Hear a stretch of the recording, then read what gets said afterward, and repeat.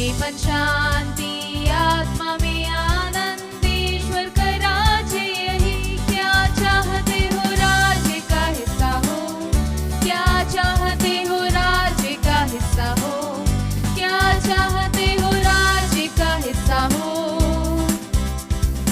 आओ सब लोगों, यहाँ आनंद है राज्य में, यहाँ आनंद है राज्य में, यहाँ आनंद है राज्य में। आओ सब लोगों, धर्मीपन शांति आत्मा में आनंद, धर्मीपन शांति आत्मा में आनंद ईश्वर का राज्य यही। धर्मीपन शांति आत्मा में आनंद, धर्मीपन शांति आत्मा में आनंद ईश्वर का राज्य यही। क्या चाहते हो राज्य का हिस्सा हो, क्या चाहते हो राज्य का हिस्सा हो, क्या चाहते हो राज्य का हिस्सा हो।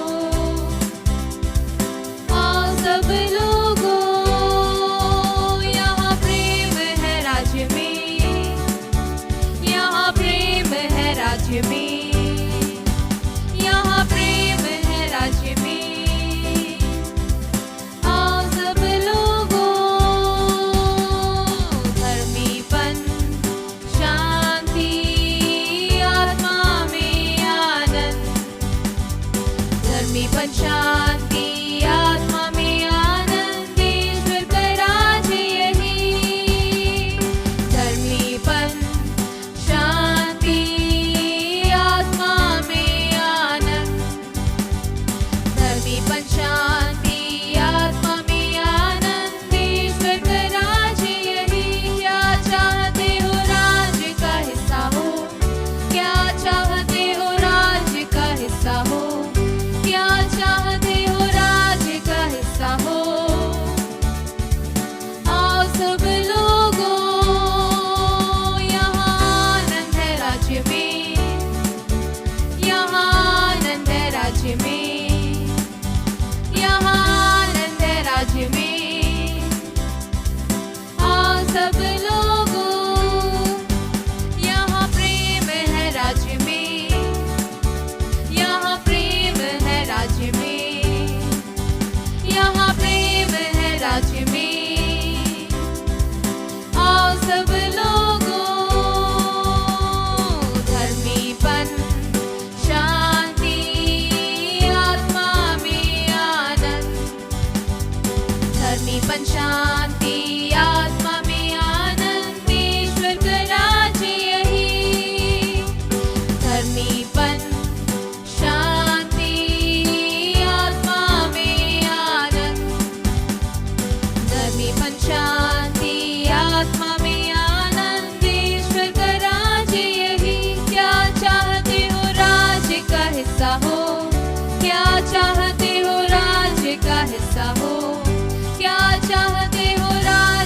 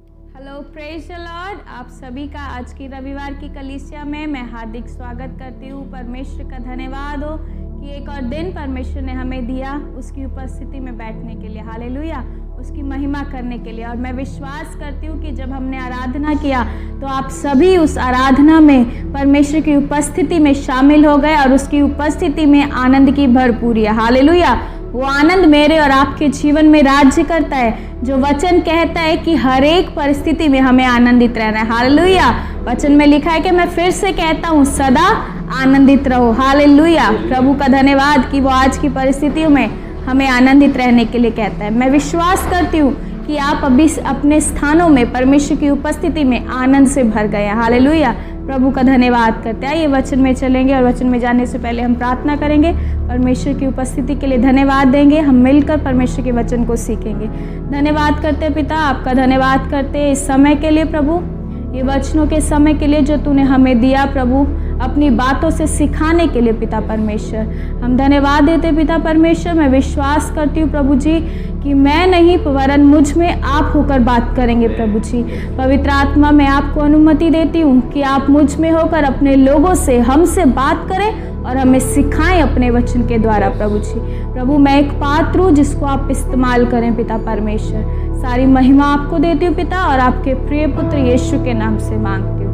आमेन, आमेन, हालेलुया, प्रेज गॉड। एक बार फिर से मैं आपका स्वागत करती हूँ यीशु मसीह के सामर्थी नाम में। आइए आज के वचन में हम जाएंगे और आज का जो मेरा शीर्षक रहेगा, जिस विषय पे हम सीखने वाले हैं, वो है on whom your trust. Hallelujah, किस पर आप भरोसा करते हैं या आप किस पर भरोसा कर सकते हैं। आज की हालात में ज़रूरी है हमें ये देखना कि हम किस पर भरोसा करते हैं।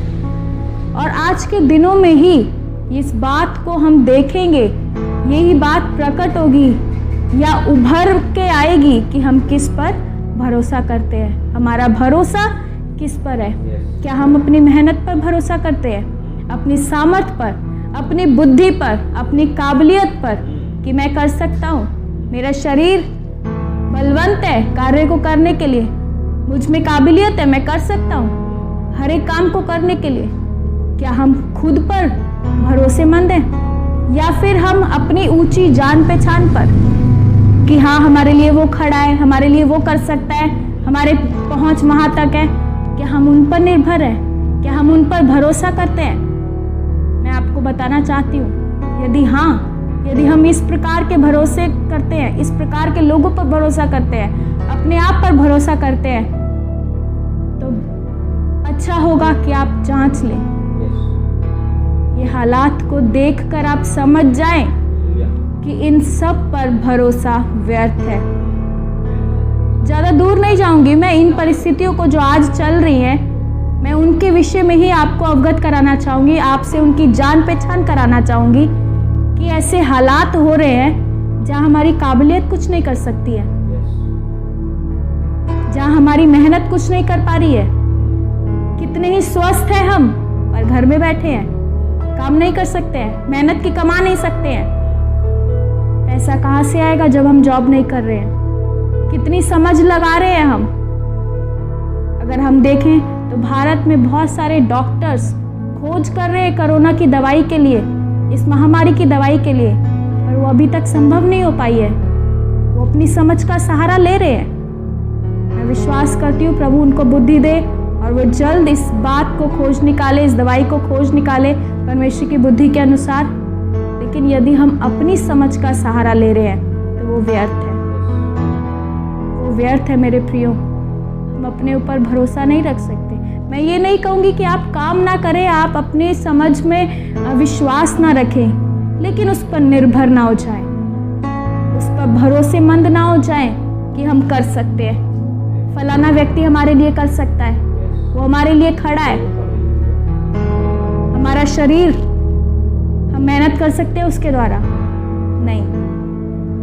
आप आज स्वस्थ होंगे लेकिन आज आप घर पे हैं,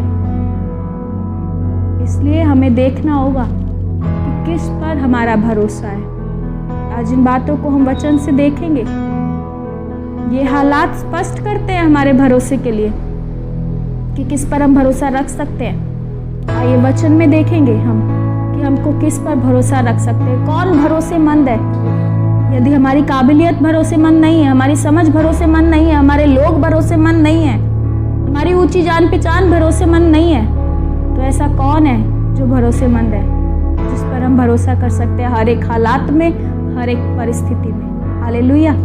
आइए वचन में जाएंगे, मेरे साथ आप वचन निकाल सकते हैं। भजन संहिता उसकी 20 उसकी 7, साम 20 उसकी 7, साम 27। भजनकार दाऊद लिखता है, जिसके बारे में हम बहुत अच्छे से जानते हैं। यदि आप दाऊद के विषय में बाइबल में पढ़ते हैं तो आप जानते होंगे कि दाऊद कौन था। उसने इस वचन को लिखा है पवित्र आत्मा की प्रेरणा के द्वारा, जो कहता है, किसी को रथों का और किसी को घोड़ों का भरोसा है, परंतु हम तो अपने परमेश्वर यहोवा ही का नाम लेंगे। अंग्रेजी अनुवाद में इस प्रकार लिखा है कि some trust in chariots and some trust in horses, but we will trust in the name of the Lord. Hallelujah. हमें भरोसा है परमेश्वर पर। दाऊद इस विषय को कहता है कि हमें भरोसा है परमेश्वर पर। दाऊद एक योद्धा रहा, बहुत बड़ी बड़ी लड़ाइयों में उसका योगदान रहा, उसने जीती उन लड़ाइयों को। वह अच्छे से जानता है कि जब एक योद्धा लड़ाई लड़ने के लिए जाता है तो उसको अपने घोड़ों को तैयार करना पड़ता है, अपने रथों को तैयार करना पड़ता है उस लड़ाई में जाने के लिए। वो उनके भरोसे जाते हैं लड़ने के लिए, तलवारों को लेकर उनके भरोसे जाते हैं लड़ने के लिए। लेकिन वे अच्छे से जानता है कि हमें यहोवा पर भरोसा रखना है, ना कि रथों पर, ना घोड़ों पर। नीति वचन 21 उसका 31 में लिखा है कि युद्ध के दिन के लिए घोड़े तैयार तो होते हैं, परंतु जय यहोवा की ओर से ही मिलती है।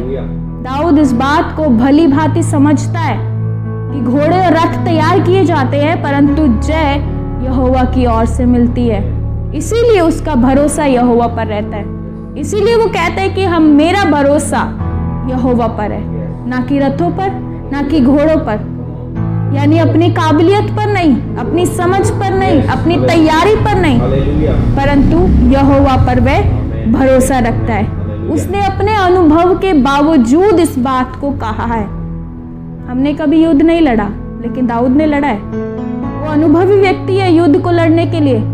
उसके बावजूद वो कहता है कि मैं यहोवा पर भरोसा रखता हूँ, क्योंकि वो जानता है कि जय जो है वो यहोवा की ओर से प्राप्त होती है। वो जानता है कि मैं अपनी समझ पर भरोसा नहीं रख सकता, मैं अपनी तैयारी पर भरोसा नहीं रख सकता, मैं अपनी काबिलियत पर भरोसा नहीं कर सकता।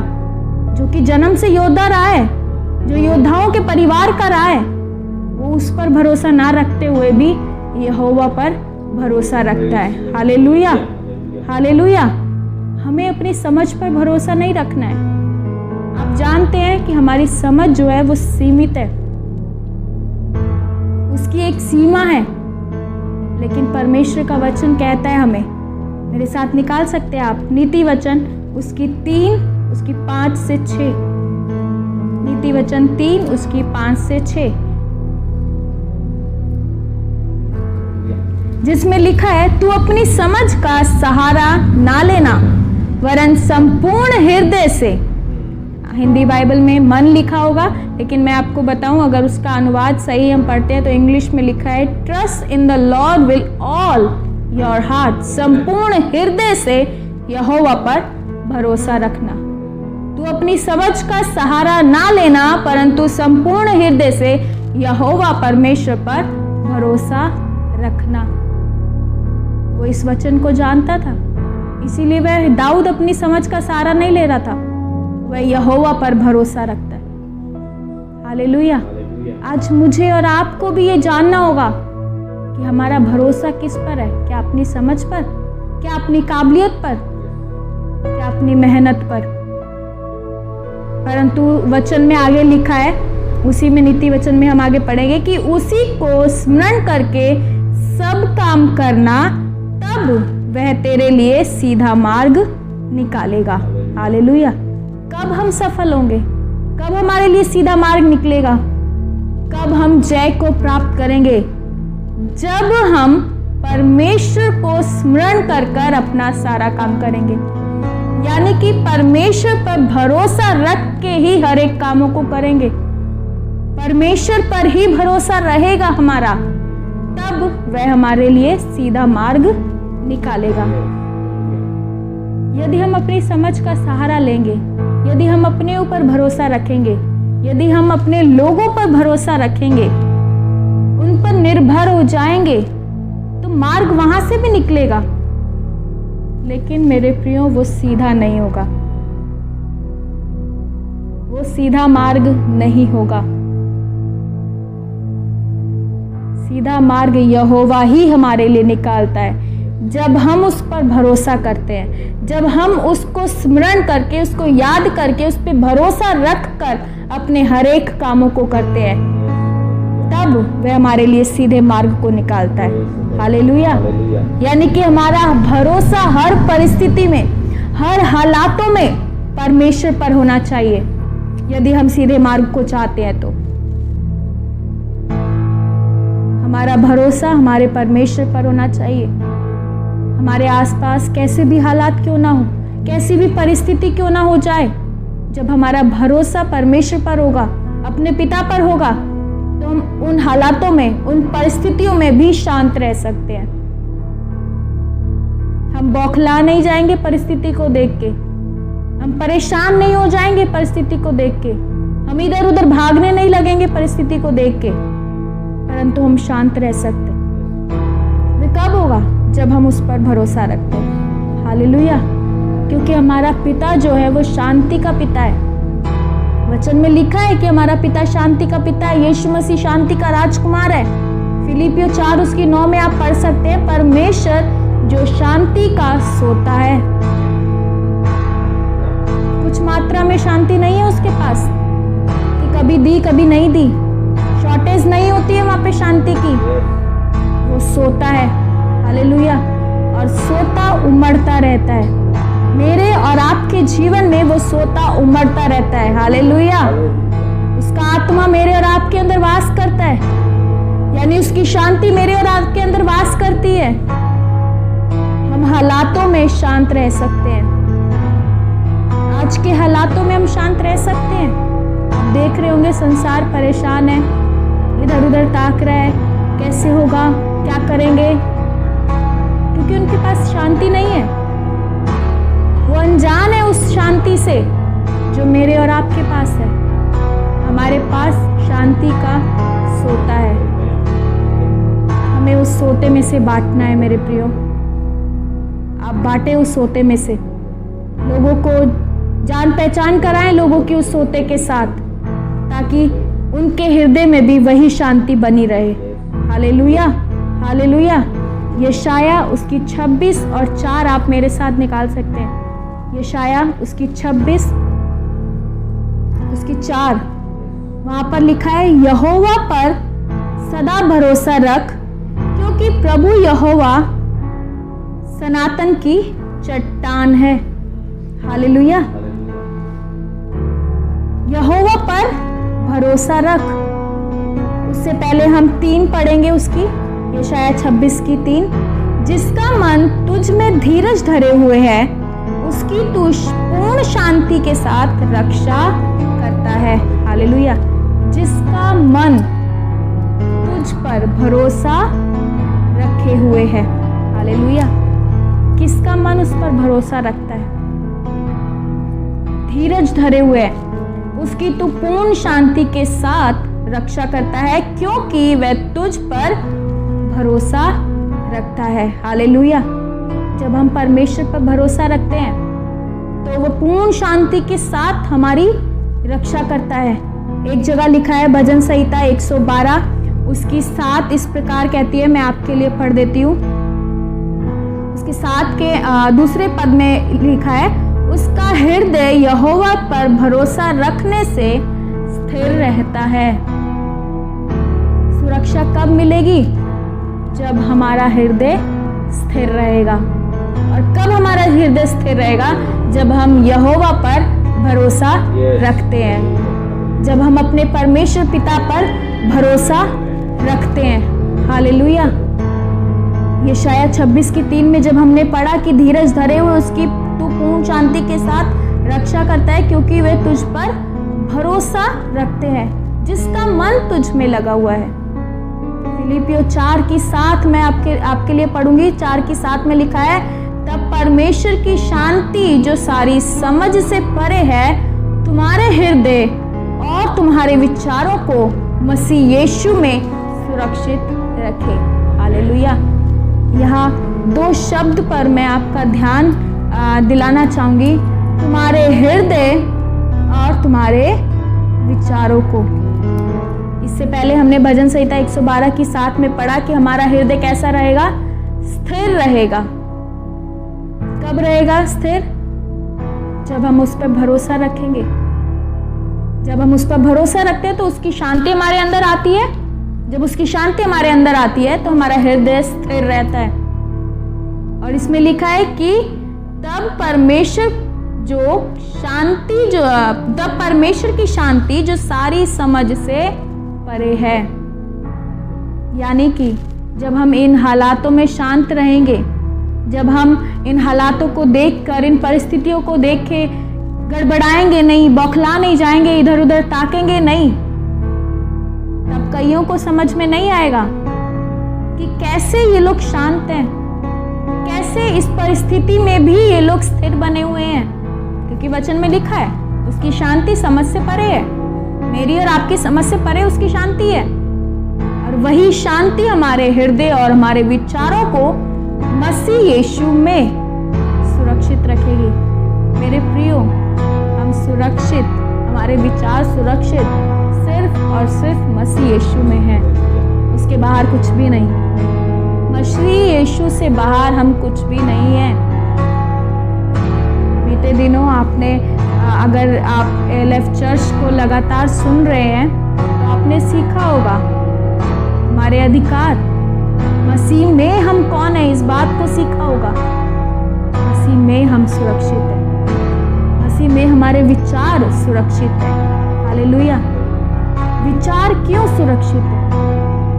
क्योंकि जब परिस्थितियों को हम देखते हैं तब हमारे मन में विचार आते हैं, हृदय हमारा स्थिर होता है, हम विश्वास रखते हैं, पर मन में विचार आते हैं। हालातों को देख के, परिस्थितियों को देख के विचार पैदा होते हैं, और विचार नकारात्मक भी होते हैं। कैसे होगा, अब क्या होगा, हम कैसे करेंगे। अगर आज की परिस्थिति में देखें तो लोग परेशान हैं, काम नहीं है, कैसे खाएंगे, बाहर जा रहे हैं, कैसे सुरक्षित रहेंगे। ये सब विचार आते हैं। लेकिन जब हम मसीह पर भरोसा रखते हैं, परमेश्वर पर भरोसा रखते हैं, उसके वचन पर भरोसा रखते हैं, तो वो नकारात्मक विचार सकारात्मक में बदल जाते हैं। क्योंकि हमारा भरोसा परमेश्वर पिता पर होता है। हम जानते हैं कि वो हमारे लिए अच्छा करेगा, वो करता है अच्छा। तब हमारे विचार जो हैं वो सकारात्मक हो जाते हैं, क्योंकि हम अपने विचारों में अनुमति देते हैं कि परमेश्वर की शांति हम पर राज्य करे। हमारे विचारों में परमेश्वर की शांति राज करे। विचार सकारात्मकता में बदलते चले जाते हैं, क्योंकि परमेश्वर की शांति राज्य करने लगती है, क्योंकि हमारा भरोसा परमेश्वर पर होता है। हर एक परिस्थिति में हम उस पर भरोसा रखते हैं, और वो भरोसेमंद परमेश्वर है। उसने कहा मसीह यीशु में तुम्हारे विचार सुरक्षित होंगे। मैं आपको बताना चाहती हूँ, ना कि केवल आपके विचार सुरक्षित होंगे, परंतु आप भी सुरक्षित बने रहेंगे, क्योंकि उसके वचन में लिखा है कि वो हमारी सुरक्षा और ढाल है। मेरे साथ आप निकाल सकते हैं भजन संहिता उसकी 115, साम 115। बेहतर होगा कि हम वचन का सहारा दें, वचन का हवाला दें। भजन संहिता 115 उसकी 11, उसमें लिखा है, हे यहोवा के डरवैयों, यहोवा पर भरोसा रखो। यहाँ पर जब यहोवा के डरवैये लिखा है तो मैं आपको स्पष्ट करना चाहूँगी कि डरवैये वो नहीं जो डरते हैं। डरवैये वो जो उससे प्रेम रखते हैं। डरवैये वो जो आदरणीय भय उसके लिए रखते हैं। डरवैये वो जो परमेश्वर पर भरोसा रखते हैं। उनके लिए लिखा है कि तुम्हारा सहायक और ढाल वही है। हालेलुया। आपका सहायक और ढाल वही है। आप जानते हैं सहायक किसे कहते हैं? सहायक वो जो मेरी और आपकी मदद करता है, जो सहायता करता है। यानी इन परिस्थितियों में, हर एक हालातों में परमेश्वर हमारा सहायक है। हमें अकेला नहीं छोड़ा उसने, वो हमारी मदद करता है। परिस्थितियों से कैसे निकलना है, परिस्थितियों में शांत कैसे बैठे रहना है, स्थिर कैसे रहना है, वह हमारी सहायता करता है। और आगे लिखा है कि वह हमारी ढाल है। ढाल का क्या काम होता है? यदि आप जानते होंगे तो जब लड़ाई में लड़ने के लिए सेना के लोग जाते हैं तो वो अपने आगे ढाल पहनते हैं, यानी कि उन पर होने वाले वार वो ढाल से बचते हैं। उन वारों से ढाल उनको बचाती है। और अगर एक साधारण सा सिंपल सा उदाहरण दूं तो आप सभी ने एक कछुआ देखा होगा। कछुए के ऊपर एक पत्थर जैसी एक ढाल होती है, एक सुरक्षा कवच होता है उसका। जब वो कोई खतरा महसूस करता है अपने आसपास तो वो अपने पैरों को, हाथों को, अपनी गर्दन को उस ढाल के अंदर कर लेता है, वो छुपा लेता है। और उसके बाद यदि आप उसको उठा के कितनी भी ऊंचाई से बाहर से गिर दें, वो मरेगा नहीं, क्योंकि उसको भरोसा है अपनी ढाल पर।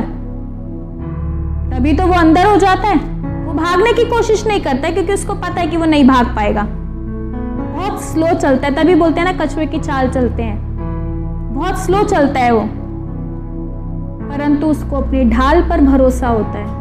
वो जब भी खतरा महसूस करता है तो वो अपनी गर्दन को, अपने हाथों को, अपने पांव को उस ढाल के अंदर कर लेता है, जो उसकी सुरक्षा कवच है। उसको उस पर भरोसा है। ऐसे ही परमेश्वर मेरी और आपकी ढाल है। हमको उसके अंदर हो जाना है। वो हमारा सुरक्षा कवच है। वो हमें बचाता है, वो हमें सुरक्षित रखता है। उसके नीचे हमें छुप जाना है, उस पर भरोसा रखना है। हालेलुया। चाहे कैसी भी परिस्थिति हो, कैसी भी हालात हो, वो हमारी सुरक्षा करता है। हमारी हालातों में हमारे सामने ढाल बनकर खड़ा है। बाइबल में बहुत सारे उदाहरण हैं जहां लोगों ने परमेश्वर को अपनी ढाल के रूप में देखा है। कहानियां बाइबल में बताई गई हैं, और ये कहानियां काल्पनिक नहीं है। मैं आपको बता दूं, बाइबल की कोई भी कहानी काल्पनिक नहीं है। वास्तविकता से इसका लेना देना है। यदि आप शद्रक, मेशक, अबेदनगो के बारे में यदि आपने पढ़ा है, नहीं पढ़ा है तो आप मेरे साथ निकाल सकते हैं। दानियल उसका 3, आप घर में दानियल 3 पूरा पढ़ सकते हैं। मैं दानियल के 3 में से कुछ वचनों पर आपका ध्यान दिलाना चाहूँगी। दानियल 3 को यदि आप पढ़ेंगे तो उसमें एक कहानी है शद्रक, मेशक, अबेदनगो के विषय में, जो कि हमें बताती है कि जब दानियल के जगह पे, जब शद्रक और मेशक और अबेदनगो की इस कहानी में ऐसा हुआ था कि एक सोने की मूरत बनाई गई थी, और पूरे राज्य में कहा गया था कि इस मूरत के आगे सबको दंडवत करना है, इस मूरत की सबको उपासना करनी है। तो शद्रक, मेशक, अबेदनगो जो परमेश्वर पर भरोसा रखते थे, जो परमेश्वर का भय मानते थे, जो उसकी आज्ञाओं पर चलते थे, वे जानते थे कि परमेश्वर के वचन में कहा गया है कि तू अपने परमेश्वर को छोड़ और किसी की उपासना ना करना। ये बात उनके हृदय में थी। और जब राज्य में बोला गया कि मूर्त खड़ी की गई है सोने की, उसकी उपासना करनी है, तो उन्होंने इनकार कर दिया। वो उस वचन पर अटल खड़े रहे कि हमें अपने परमेश्वर को छोड़ और किसी की उपासना नहीं करनी है। तो वो उस वचन पर खड़े रहे, और ये आदेश था कि जो उसके आगे दंडवत नहीं करेगा, जो उसकी उपासना नहीं करेगा, उसको आग के भट्टे में डाल दिया जाएगा। उन्होंने इस बात को मंजूर कर लिया कि हम उस मूरत के आगे नहीं झुकेंगे, उसको दंडवत नहीं करेंगे, उसकी उपासना नहीं करेंगे, चाहे आग के भट्टे में हमें डाल दिया जाए। तो जब इस बात को देखा गया कि उन्होंने नहीं उपासना की तो उनको आग के भट्टे में डालने के लिए ले जाया गया। जब राजा को बताया गया कि ऐसा ऐसा हुआ है और उसने आज्ञा दी कि इनको आग के भट्टे में डाल दिया जाए, तो 3:17 में लिखा है, उन्होंने इस बात को कहा। शद्रक, मेशक, अबेदनगो ने राजा से कहा, नबूकदनेस्सर उस समय राजा था, उससे कहा कि हमारा परमेश्वर जिसकी हम उपासना करते हैं, जिस पर हम भरोसा रखते हैं, वह हमको उस धधकते हुए भट्टे की आग में से बचाने की शक्ति रखता है। हालेलुया। इतनी बड़ी बात को उन्होंने बोला। ये क्या दिखाता है? ये उनका भरोसा जो परमेश्वर पर है, इस बात को दिखाता है। वे जानते हैं कि उनका सहायक और उनका ढाल परमेश्वर है। उन्होंने कहा कि वे हमें बचाने की शक्ति रखता है। और इस बात को सुनकर राजा को क्रोध भी आया होगा, लोगों ने भी उसको भड़काया होगा और उसने जो भट्टा धधक रहा था उसको 7 गुना और धधका दिया और उन तीनों को ले जाकर भट्टे में डालने की आज्ञा दे दी। जो सैनिक उनको ले जा रहे थे, वचन में लिखा है कि जब वो ले जा रहे थे तो वो झुलस गए। जो सैनिक उनको लेकर जा रहे थे वो उस ताप से, उस सेक से झुलस गए और शद्रक, मेशक, अबेदनगो को धधकते हुए भट्टे में डाल दिया, फेंक दिया। 23 में पढ़ सकते हैं आप। और उसी धधकते हुए भट्टे के बीच में तीनों पुरुषों शद्रक, मेशक और अबेदनगो को बंधे हुए फेंक दिया। बांध कर फेंका, उन्हें भट्टे में बांध कर फेंक दिया। और जब उनको फेंका गया तो थोड़ी देर बाद क्या देखते हैं बाहर खड़े लोग कि उस भट्टे में वो तीनों टहल रहे हैं, जिनको उन्होंने बांधा था वो खुले टहल रहे हैं और उनके साथ कोई एक चौथा पुरुष है। और उस चौथे पुरुष का वर्णन राजा कर रहा है और वो किस प्रकार कर रहा है? 25 में लिखा है कि फिर उसने कहा, अब मैं देखता हूं कि 4 पुरुष आग के बीच में खुले हुए टहल रहे हैं और उनको कुछ भी हानि नहीं पहुंची। देखिए, उनको डालने वाले झुलस गए, परंतु वो देख रहे हैं कि जो अंदर आग में डाले गए हैं उनको कुछ भी हानि नहीं पहुंची। और चौथे पुरुष का स्वरूप ईश्वर के पुत्र के सदृश है। ईश्वर का पुत्र यानी यीशु मसीह, उसके जैसा उनको स्वरूप दिखाई पड़ता है। यानी कि उनका सहायक वहां मौजूद है, उनकी ढाल वहां मौजूद है, उनकी सुरक्षा वहां मौजूद है। क्यों मौजूद है? क्योंकि उन्होंने कहा था कि जिस परमेश्वर की उपासना हम करते हैं वे हमें उस धधकते हुए भट्टे में से बचाने की शक्ति रखता है। उनका भरोसा था उस पर, वो निर्भर थे अपने परमेश्वर पर, इसीलिए उनकी ढाल उतर आई, उनकी सुरक्षा, उनका सहायक उतर आया उस आग के भट्टे में। मेरे प्रियो, यदि हमारा भरोसा उस पर होगा तो हालात कैसे भी हो, वो योग्य है उनमें से हमें निकालने के लिए, वो योग्य है उसमें हमारी ढाल बनने के लिए। हालेलुया। ये एक उदाहरण नहीं है, काफी। यदि आप दानियल के विषय में जानते होंगे तो उसको शेरों की मांद में डाल दिया गया और वचन में लिखा है कि शेरों की मांद में जब उसको डाला तो शेरों का मुंह बंद हो गया। दानियल 6:22 में ही लिखा है, मेरे परमेश्वर ने अपना दूत भेजकर सींगों के मुंह को ऐसा बंद कर रखा कि उन्होंने मेरी कुछ भी हानि नहीं की। हालेलुया। शेरों ने उसकी कुछ भी हानि नहीं की। उस पर भी इसी बात का दोष था कि वे तीनों पहर परमेश्वर की उपासना करता था। जब राज्य में अनुमति हुआ कि किसी की उपासना नहीं करनी है, किसी के आगे दंडवत नहीं करना है सिवाय राजा को छोड़ के, परंतु वो अपने जीवित परमेश्वर की आराधना करता था, इस विषय को लेकर उसको शेरों की मांद में डाल दिया गया। पर देखें उसका भरोसा कि परमेश्वर ने उसके लिए भूखे शेरों का भी मुंह बंद कर दिया। उसके लिए परिस्थिति आसान नहीं थी, वो हालात आसान नहीं थे। ऐसा नहीं है कि जब उसको शेरों की मान में फेंका तो वो आगे सीना चौड़ा करके आगे चल पड़ा। नहीं, डर गया होगा। सामान्य सी बात है, शेर यदि हमारे सामने आ जाए तो हम डर जाएंगे। और वहां पर एक शेर नहीं है, लिखा है शेरों की मान, यानी एक से ज्यादा शेर, यानी एक से ज्यादा खतरा, यानी हालात और भी बिगड़े हुए थे, परंतु उसका भरोसा जीवते परमेश्वर पर था। इसीलिए परमेश्वर ने उसने इस बात को मेंशन किया है कि परमेश्वर ने अपना दूत भेजकर, उसने ये नहीं कहा कि मैं प्रार्थना करता हूं इतनी, मैं विनती करता हूं इतनी, तब ऐसा हो गया। नहीं, उसने कहा परमेश्वर ने अपना दूत भेजकर उन शेरों के मुंह को बंद कर दिया। परमेश्वर उसकी ढाल बनकर खड़ा हो गया, क्योंकि उसका भरोसा उस पर था। और यदि हमारा भरोसा परमेश्वर पे ना होकर अलग अलग प्रकार की चीजों पर है, लोगों पर है, अपनी समझ पर है, खुद पर होता है, हम गिर जाते हैं, हम धोखा खा जाते हैं, हम ठोकर खा जाते हैं। यदि हम खुद पर भरोसा रखेंगे, यदि हम अपनी ऊंची पहुंच पर भरोसा रखेंगे।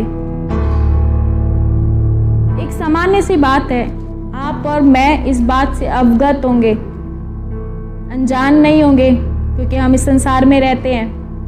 यदि कभी आपने किसी पर ज्यादा भरोसा किया होगा, कभी ना कभी आपने ठोकर खाई होगी, कभी ना कभी आपके मन में ये विचार आया होगा, क्यों मैंने इतना भरोसा कर लिया।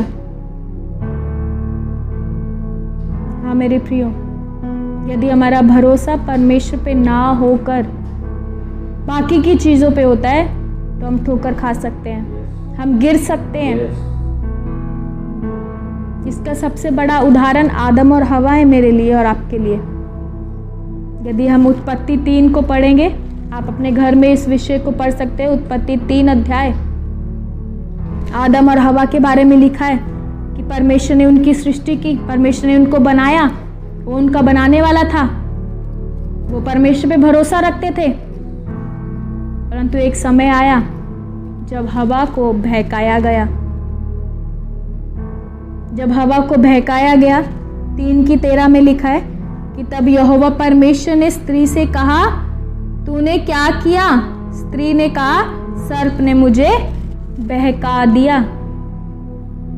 जब उसको बहकाया गया तब उसने एक कार्य किया था।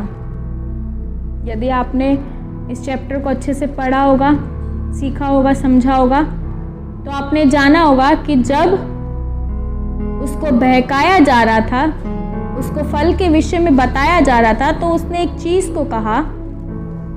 हम देख लेंगे इसमें 6 पद को देख लेंगे, 3:6। अतः जब स्त्री ने देखा कि वृक्ष का फल खाने के लिए अच्छा और देखने के लिए मनभाऊ है और बुद्धि देने के लिए चाहने योग्य है, तो उसने तोड़कर उसको खाया। उसने देखा और उसने सोचा, यानी उसने अपनी समझ का सहारा ले लिया। और जब उसने अपनी समझ का सहारा ले लिया, उसने खुद भी खाया, अपने हस्बैंड को भी खिलाया, आदम को भी खिलाया। उन दोनों ने एका कर लिया, अपनी समझ पर भरोसा कर लिया। और जब उन्होंने अपनी समझ पर भरोसा कर लिया तो वो उस आशीष के स्थान से बाहर हो गए। यानी जब हम अपने ऊपर निर्भर हो जाते हैं, अपनी समझ का सहारा ले लेते हैं, तो हम आशीष के स्थान से बाहर हो जाते हैं। हमें कोई बाहर नहीं करता है, परंतु एक कारण बन जाता है कि उसमें से हम बाहर हो जाएं। उन्हें भी, वो भी आशीष के स्थान से क्या हो गए? बाहर हो गए।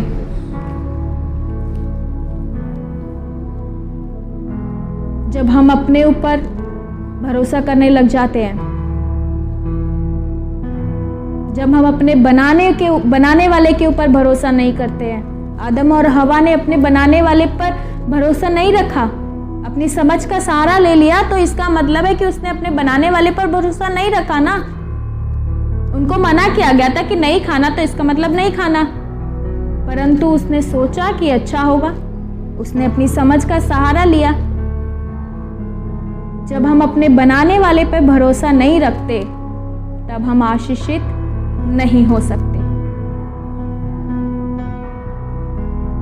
यदि आप और मैं आशीषित होना चाहते हैं तो हमें हमारे बनाने वाले पर भरोसा रखना होगा।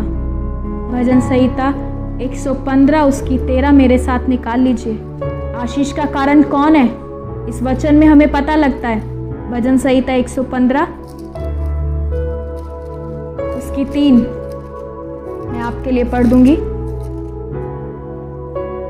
इसमें लिखा है, क्या छोटे क्या बड़े जितने यहोवा के डरवैये हैं। मैंने आपको भी पहले भी बताया कि डरवैये का अर्थ है कि उस पर भरोसा रखने वाले। जितने यहोवा के डरवैये हैं वह उन्हें आशीष देगा। यानी जितने उस पर भरोसा रखने वाले हैं वह उन्हें आशीष देगा, देता है। हमारे पास, मेरे परिवार के पास बहुत सारी गवाहियाँ हैं जब हमने परमेश्वर पे भरोसा रखा और हमें लज्जित नहीं होना पड़ा। उसने हमें आशीषित किया क्योंकि उसका वचन लिखा है। और परमेश्वर का वचन कहता है कि आकाश और पृथ्वी टल जाएंगे परंतु यहोवा का कहा गया ये वचन कभी नहीं टलेगा, कभी नहीं टलेगा। यहोवा का ये वचन कभी नहीं टलेगा। और उसके वचन में लिखा है, यशाया 26 उसकी 4 अगर पढ़ेंगे आप नोट कर लीजिए। यशाया 26 उसकी 4 बाद में आप पढ़ सकते हैं। यहोवा पर सदा भरोसा रख क्योंकि प्रभु यहोवा सनातन चट्टान है। यहोवा परमेश्वर पे भरोसा रखना यानी उसके वचनों पे भरोसा रखना, वो चट्टान है। ऐसी चट्टान जो परिस्थितियों में हिलती नहीं है, डगमगाती नहीं है परिस्थितियों को देखकर। हम ऐसी चट्टान पर भरोसा रखते हैं। हमारी चट्टान जो है वो भरोसेमंद चट्टान है क्योंकि वो परमेश्वर है, क्योंकि वो उसका वचन है। चुनाव मेरा और आपका है कि हम किस पर भरोसा रखते हैं। क्या हम अपने आप पर भरोसा रखते हैं या हम अपनी समझ पर भरोसा रखते हैं, अपनी काबिलियत पर रखते होंगे, अपने शरीर पर रखते हैं कि हम स्वस्थ हैं, हम मेहनत कर सकते हैं, हम कड़ी मेहनत कर सकते हैं। या कई बार लोगों का भरोसा अपनी जान पहचान पे होता है, अपनी पहुंच पे होता है। मैं फलाने को जानता हूँ, वो इतना ऊंची पहुंच का है, मैं उसको जानता हूँ, वो मेरे लिए ऐसा कर लेगा। यदि ऐसा है तो आप जांच के देख लीजिए। आज की डेट में कोई किसी की पहुंच काम नहीं आ रही है, किसी की काबिलियत काम नहीं आ रही है। मैं ये नहीं कहूंगी कि आप अपनी समझ पर निर्भर, अपनी समझ का सहारा ना लें। मेरा कहने का अर्थ है, या मैं ये नहीं कहूंगी कि आप मेहनत ना करें, कमाई ना करें, परंतु मैं आपको कहना चाहती हूं कि आप निर्भर ना हो जाएं, आप उन पर भरोसेमंद ना हो जाएं, आप अपने ऊपर भरोसा ना कर लें कि मैं ही कर सकता हूं और कोई नहीं। जब ये बात आ जाती है कि मैं ही कर सकता हूं या मैं कर सकता हूं, तो मेरे प्रियो वो घमंड को लेकर आती है। फिर हम किसी और ही दिशा में जा रहे होते हैं। कॉन्फिडेंट होना अच्छी बात है, सेल्फ कॉन्फिडेंट होना खतरनाक है। हमें देखना होगा कि हम किस पर भरोसा कर रहे हैं। क्या हम अपने बनाने वाले पर भरोसा कर रहे हैं, जो हमारी मजबूत चट्टान है, जो हमारी ढाल है, जो हमारी सुरक्षा है, जो हमारा सुरक्षा कवच है, जो हमारी आशीष का सोता है, जो हमारी शांति का सोता है। क्या हम उस पर भरोसा कर रहे हैं? यदि हम कंफ्यूजन में हैं कि हम किस पर भरोसा कर रहे हैं, तो एक आसान तरीका है कि आप जांच लें कि आप किससे ज़्यादा जुड़े हुए हैं, क्योंकि जिससे आप ज़्यादा जुड़े होंगे यानी उस पर आप निर्भर होंगे, आप उस पर भरोसेमंद होंगे कि आप परमेश्वर से जुड़े हैं या किसी और बात से, कि अपने आप में ही लीन है। बस ये मेरे और आपके ऊपर निर्भर करता है। It's up to you and me, वो हम पर निर्भर करता है। और आज के हालात इस बात को जांचने के लिए बहुत अच्छे हैं कि हमारा भरोसा किस पर है। यदि पिछले सप्ताह का अगर आपने मैसेज सुना होगा पास्टर के द्वारा, यदि आपने सुना होगा, तो उसमें भी हमें यही सीखने को मिला कि कौन आपका प्रयोजन करता है। इन हालातों में ये बातें उभर कर आती हैं कि हमें क्या लगता है कि कौन हमारा प्रयोजन करता है, कि हम क्या सोचते हैं कि हम किस पर भरोसा करते हैं। ये समय होगा आपका और मेरा जब हम इस बात को जांचें कि हमारा भरोसा किस पर है। जरूरी है इस बात को देखना कि हम किसके ऊपर निर्भर हैं। परमेश्वर ने के वचन में लिखा कि उसने जीवन और मृत्यु दोनों को रखा है और वह चाहता है कि आप जीवन चुन ले। वह चाहता है, वो आपको फोर्स नहीं करता है। चुनाव मेरा और आपका। हालेलुया। प्रभु इस वचन के द्वारा आपको आशीष दे। आइए हम प्रार्थना करेंगे और प्रार्थना में मैं चाहती हूँ कि हम अपने हृदय को परमेश्वर के आगे रखें। यदि आज तक आपने सिर्फ अपने ऊपर भरोसा किया है, अपने लोगों पर भरोसा किया है, अपने पैसे पर भरोसा किया है, तो हम इस विषय में जांच लें। और सबसे बेहतर होगा कि हम वचन से उसको जांचें। यहाँ पर अपने आप को जांचने की बात हो रही है, दूसरों को नहीं। जज योर सेल्फ नॉट अदर।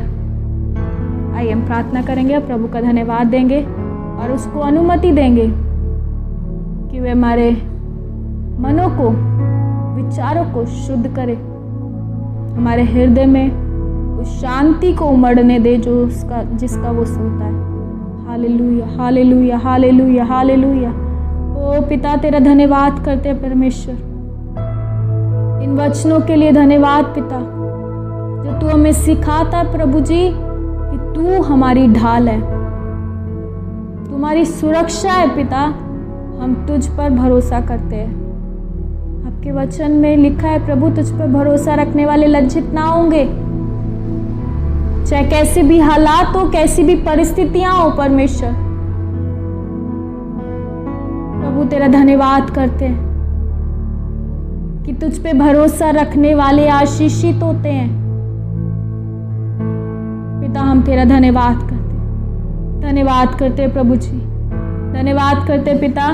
इस वक्त प्रभु जी इस सभा को देखने वाले सभी लोगों को मैं तेरे हाथों में सौंपती हूँ प्रभु। उन सभी के लिए मैं मध्यस्थी करती हूँ पिता परमेश्वर, जो देख रहे हैं, जो देखने वाले हैं प्रभु जी, उन सभी पर तेरी करुणा कर पिता, दया कर पिता परमेश्वर।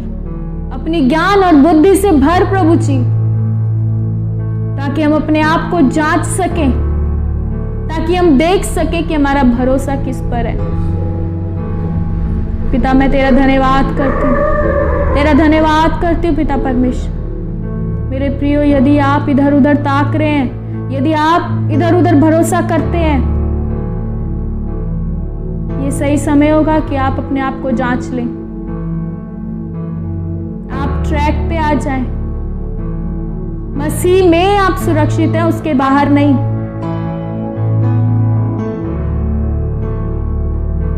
प्रभु तेरा धन्यवाद करते हैं हमें सिखाने के लिए। प्रभु जी तेरा धन्यवाद करते पिता परमेश्वर।